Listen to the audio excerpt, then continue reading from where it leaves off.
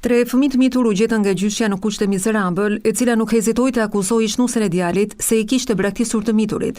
Videoja që qarkulloi në rrjetet sociale mbrëmjen e së dielës detyroi Shërbimin Social të Durrësit të ndërhynte menjëherë, duke transferuar fëmijët e moshës 5, 10 dhe 12 vjeç në spitalin e Durrësit, aty ku ndodhen aktualisht. Mjekët konfirmuan se fëmijët janë të prekur nga sëmundja ngjitëse e zgjebes dhe do të mbahen për disa ditë në trajtim spitalor. Ndërkohë, policia ka nisur hetimet ndaj 33 vjeçares për veprën penale keq trajtimi të miturve. Në një intervistë për Report Televizion, 33 vjeçaria deklaroi se ish vjehra ka ndërhyr pa leje në shtëpi dhe ka filmuar ambientet e ndotura me qëllim për t'i marrë kujdestarinë e fëmijëve. Ajo shprehet se ka qenë e detyruar të punojë me dy turne për të siguruar jetesën, por mohon se i ka lënë fëmijët pa ushqim apo mjekim. Gjatë kohës që fëmijët e mi kanë një muaj pa shkollë, i është shtuar raporti mjekësor në shkollë, ku fëmijët e mi janë deklaruar që janë të smur. Gjatë ditës i kam lënë vetëm për faktin se kanë qenë detyruar me punu, se nuk kanë pas ndihmë tjetër. Nëna thot se fëmijët janë prekur nga zgjebja që në fillim të dhjetorit dhe nuk kanë frekuentuar shkollën. Mungesat kanë vazhduar edhe në janar për shkak të përmbytjeve, ndërsa apartamenti sipas saj ishte i pisët për shkak të mungesës së ujit në çezma.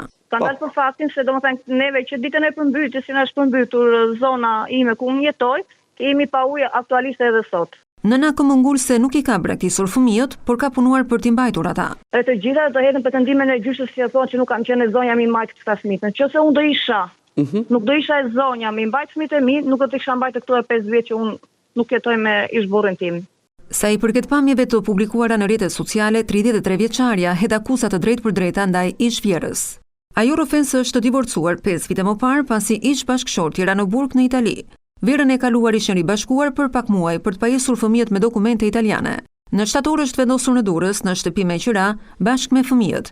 33 vjeçaria pretendon se ish-bashkëshorti kontribuon vetëm me 18.000 lekë në muaj për fëmijët. Ajo thotë se është e detyruar të punojë banakjere 2 turne për të përballuar shpenzimet. Nuk kam pas një ndihmë sociale, derisa 300.000 lekë qiraje, 100.000 lekë drita uje, këto shpenzime të tjera, i thon 400.000 lekë që janë, domethënë që i merr dikush tjetër dorë pa 400.000 lekë një rrogë në Shqipëri, sa do të ja dilja. 33 vjeçaria pretendon se Shërbimi Social në Durrës është informuar më herët nga psikologja e shkollës për gjendjen ekonomike, por ndihma e ofruar ka qenë vetëm 4.000 lekë në muaj. Kam parë që unë kam televizor, kam lavatrice, kam frigorifer, sa pas e kushtet më të mira se sa unë sa që jeton ke në shtëpi, po këtë arsye sa çfarë ndihme sociale kërkon ti sa. Publikimi i këtij rasti në media detyroi Ministrinë e Shëndetësisë të ngre grupin ndërsektorial, i cili me ditën e sotme vendosi që kujdestaria e fëmijëve t'i mbetet nënës, por me mbikëqyrje nga Shërbimi Social. Nga organizatat jo qeveritare do të ofrohen ushqime, veshje dhe medikamente.